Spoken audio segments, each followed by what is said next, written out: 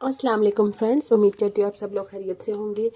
आज है हमारा lecture number 5, reactions of alkane. Alkane के बारे में ऑलरेडी हम जब इसका इंट्रोडक्शन पढ़ रहे थे तो उसमें हमने पढ़ा था कि एल्केन्स को जो एक और नाम होता है पैराफिन्स। इनको पैराफिन्स क्यों बोला जाता है, ये चीज़ भी हमने वहाँ पे डिस्कस की थी। एल्केन को पैराफिन इसलिए बोला जाता है क्योंकि इनकी रिएक्टिविटी बहुत कम होती है, लिटिल एफिनिटी होती है टूवर्ड्स अदर रिएक्टेंट। और यानी कि ये रिएक्शन क्यों नहीं करते, क्योंकि इनके अंदर जो है वो दो तरह के बॉन्ड होते हैं, कार्बन टू हाइड्रोजन और कार्बन टू कार्बन। और ये दोनों क्या है, सिंगल बॉन्ड होते हैं। सिंगल बॉन्ड जो होता है वो बहुत स्ट्रॉन्ग बॉन्ड होता है, उसको ब्रेक करने के लिए हमें बहुत हाई एनर्जी चाहिए होती है। दैट्स वाई यानी कि जो एल्केन होते हैं वो नॉर्मल कंडीशन में रिएक्शन नहीं करते, और जिस वजह से इनको क्या बोला जाता है, पैराफिन्स बोला जाता है। इनको दूसरे एलिमेंट्स के साथ, कंपाउंड के साथ रिएक्शन करने के लिए हाई एनर्जी की ज़रूरत होती है और स्पेसिफिक कंडीशंस की ज़रूरत होती है। उसके अलावा दूसरी मेन रीज़न जो है वो इनकी लेस रिएक्टिविटी की क्या है कि ये क्या होते हैं, नॉन पोलर नेचर के होते हैं, यानी इनकी जो है वो पोलैरिटी बहुत कम होती है। ठीक है, इस वजह से इनको नॉन पोलर बोला जाता है। इनके अंदर कोई खास फंक्शनल ग्रुप भी प्रेजेंट नहीं होता जो कि इनकी रिएक्टिविटी को क्या करे, इंक्रीज करे। नो फंक्शनल ग्रुप, यानी इनके अंदर कोई खास फंक्शनल ग्रुप प्रेजेंट नहीं होगा जो कि इनकी रिएक्टिविटी को मज़ीद इन्हेंस करे। उसके अलावा अगर हम इसके रिएक्शंस की बात करें तो दो मेन ऑर्गेनिक कंपाउंड्स के अंदर दो मेन टाइप के रिएक्शन होते हैं। एक होते हैं इलेक्ट्रोफिलिक और दूसरे होते हैं न्यूक्लियोफिलिक। ये दोनों रिएक्शन इसके अंदर नहीं होते। यानी कौन से रिएक्शन, दो तरह के रिएक्शन होते हैं ऑर्गेनिक कंपाउंड में, इलेक्ट्रोफिलिक और दूसरा रिएक्शन होता है न्यूक्लियोफिलिक।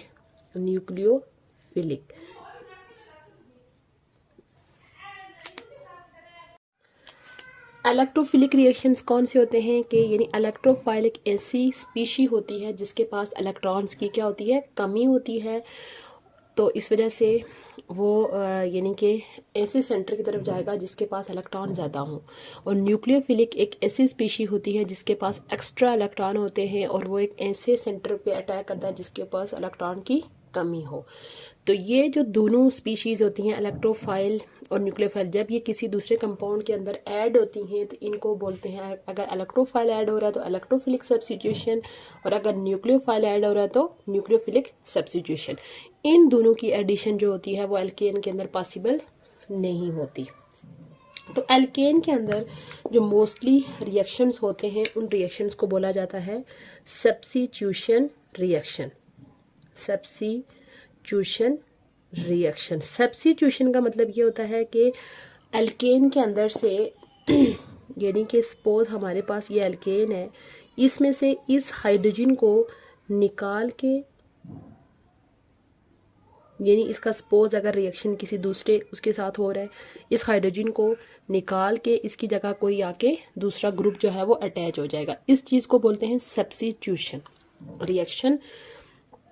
तो एल्केन के अंदर डिफरेंट तरह के सब्स्टिट्यूशन रिएक्शन होते हैं, जैसे कि सल्फोनेशन। ये डिपेंड करेगा कि कौन सा ग्रुप एल्केन के अंदर ऐड हो रहा है, उस बेस पे उस रिएक्शन का नाम होता है सल्फोनेशन। उसके बाद एक रिएक्शन होता है नाइट्रेशन, हेलोजिनेशन। इस टाइप के रिएक्शन होंगे इसके अंदर। इसमें से हम एक ही रिएक्शन को डिस्कस करेंगे, वो है सब्स्टिट्यूशन हेलोजिनेशन।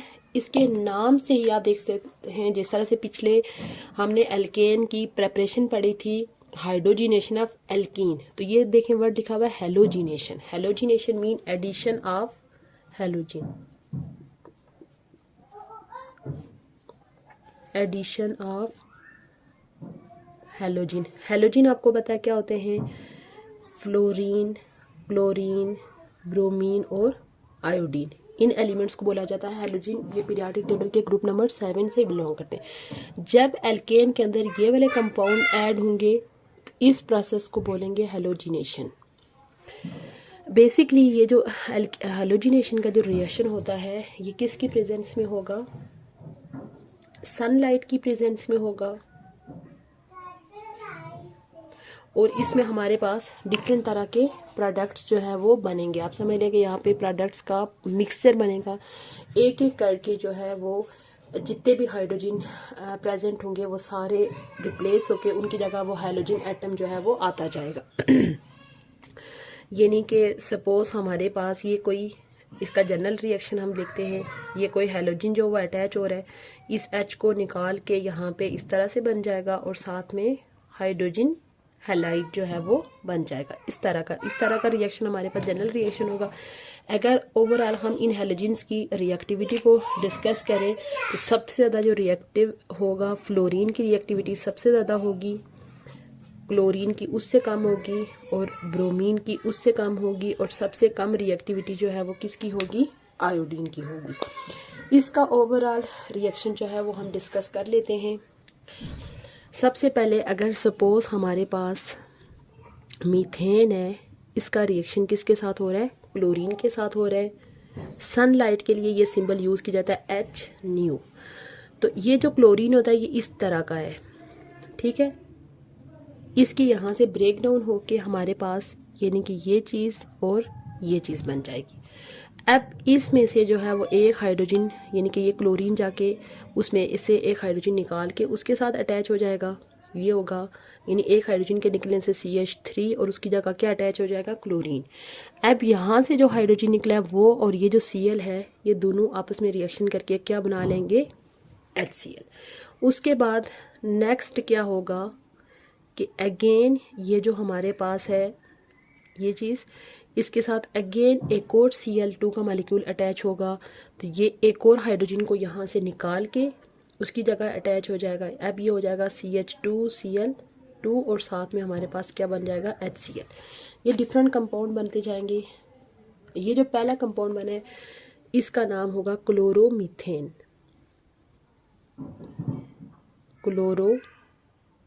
मीथेन, क्योंकि मीथेन से बना और क्लोरीन अटैच है। उसके बाद यहाँ पे 2 क्लोरीन हो जाएंगे, तो ये हो जाएगा डाइक्लोरोमीथेन।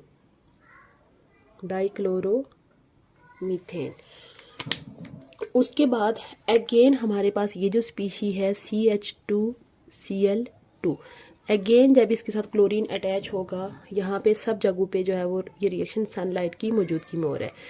अगेन Cl जो है वो इसमें से एक और हाइड्रोजन को निकाल लेगा, तो अब हमारे पास एक ही हाइड्रोजन बचेगा, साथ में HCl उसी तरह बनता जाएगा। अब ये जो CH3 है ये क्या बन जाएगा, ट्राइक्लोरोमीथेन। इसका नाम होगा ट्राइक्लोरोमीथेन, या इसका एक और स्पेसिफिक नेम होता है ट्राइक्लोरोमीथेन, या इसका एक और नाम होता है क्लोरोफॉर्म। क्लोरोफॉर्म वो सब्सटेंस है जो कि एनेस्थीसिया के तौर पर यानी बेहोश करने के लिए जो है वो ये प्रोडक्ट यूज़ किया जाता है, क्लोरोफॉर्म।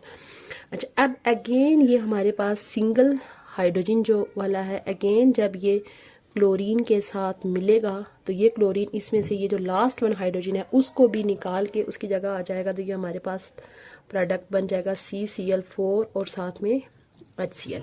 ये आप देखें जितने भी शुरू में हमने यहाँ से स्टार्ट किया था 4 हाइड्रोजन प्रेजेंट थे, अब हमने लास्ट पे आप देखें सारे हाइड्रोजन जो है वो यहाँ से रिमूव हो गए हैं। तो इस कंपाउंड का नाम होता है टेट्राक्लोरोमीथेन। देखें 4 क्लोरो, इसको टेट्राक्लोरोमीथेन भी बोल सकते हैं, और एक और इसका स्पेसिफिक नेम होता है कार्बन टेट्राक्लोराइड, कार्बन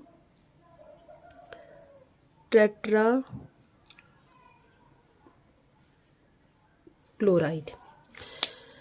अब ये जो रिएक्शन हुआ है ये बेसिकली एक मैकेनिज्म को फॉलो करके ये पूरा रिएक्शन होता है। उस रिएक्शन मैकेनिज्म को बोलते हैं फ्री रेडिकल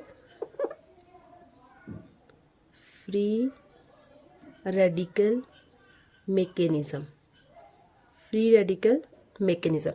फ्री रेडिकल ये आप ऑलरेडी क्लास 9th के अंदर पढ़ चुके होंगे कि जब हमारे पास इस तरह से सिंगल इलेक्ट्रॉन इस तरह से प्रेजेंट होते हैं इसको बोलते हैं फ्री रेडिकल। यहाँ पे फ्री रेडिकल बनते हैं, 3 स्टेप्स होते हैं उनकी, इनिशिएशन, इनलॉन्गेशन और टर्मिनेशन करके लास्ट पे हमारे पास जितनी भी हाइड्रोजन है वो सारे रिमूव होके उनकी जगह जो है वो कोई भी हैलोजन, यहाँ पे अगर ब्रोमीन है तो ब्रोमीन ऐड होता जाएगा, फ्लोरीन है तो फ्लोरीन ऐड होता जाएगा, और आयोडीन है तो आयोडीन ऐड होता जाएगा।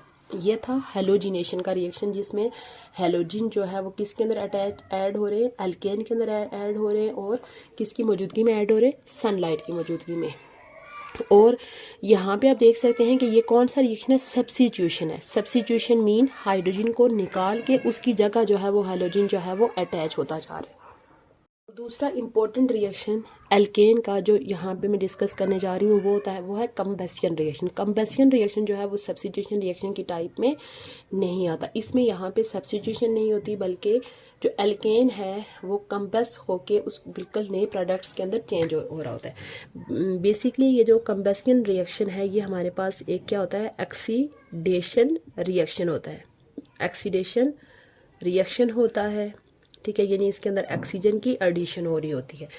इस रिएक्शन में होता क्या है, हमारे पास यानी कोई भी एल्केन ले लें, सपोज हमारे पास मीथेन है, उसका जब ऑक्सीजन के साथ रिएक्शन होगा तो ये ऑक्सीजन की मौजूदगी में ये जल जाएगी, बर्न हो जाएगी। बर्न होने से ये मुकम्मल तौर पर किसके अंदर चेंज हो जाएगी, कार्बन डाइऑक्साइड और साथ में वाटर में चेंज होगी। अब यानी कि जो इसकी बर्निंग होगी तो ये जो इसका यानी बर्न होगी तो यहाँ पे इसका जो फ्लेम होगा नॉन ल्यूमिनस फ्लेम होगा, non luminous flame, non luminous इसका फ्लेम होगा। तो ये जो रिएक्शन होता है यानी कि मीथेन का बर्न होके कार्बन डाइऑक्साइड और वाटर में चेंज होना, ये जो रिएक्शन होता है वो ये हाईली एक्सोथर्मिक होता है। एक्सोथर्मिक मीन ऐसे रिएक्शन जिनके अंदर क्या रिलीज होती है, जिनसे हीट रिलीज होती है। तो यहाँ पे आप समझ लें कि इस रिएक्शन में साथ में हमारे पास हीट भी रिलीज होगी। इसी वजह से ये जो एल्केन होते हैं, एल्केन को जो है वो फ्यूल के तौर पर यूज़ किया जाता है। उसके बाद अगर हमारे पास यहाँ पे मीथेन के बजाय क्या हो, इथेन हो, तो ये भी हमारे पास कार्बन डाइऑक्साइड और वाटर में चेंज होगा। और इस दौरान जो है हीट यानी कि मीथेन की जब बर्निंग होगी तो तकरीबन 891 जूल एनर्जी रिलीज होगी, और इथीन की जब बर्निंग होगी तो 3118 जूल जो है वो एनर्जी रिलीज होगी। अगर हम यानी कि ये जो ऑर्गेनिक कंपाउंड जिसकी कंबशन कर रहे हैं, अगर हम 1 ग्राम जो है वो हम ऑर्गेनिक कंपाउंड ले रहे हैं, ठीक है, 1 ग्राम ऑर्गेनिक कंपाउंड से हमारे पास जितनी जो है वो हीट रिलीज होगी उस हीट को बोलेंगे, यानी कि इसके बर्न करने से जितनी हीट रिलीज होगी उस हीट को बोलेंगे heat of combustion, heat of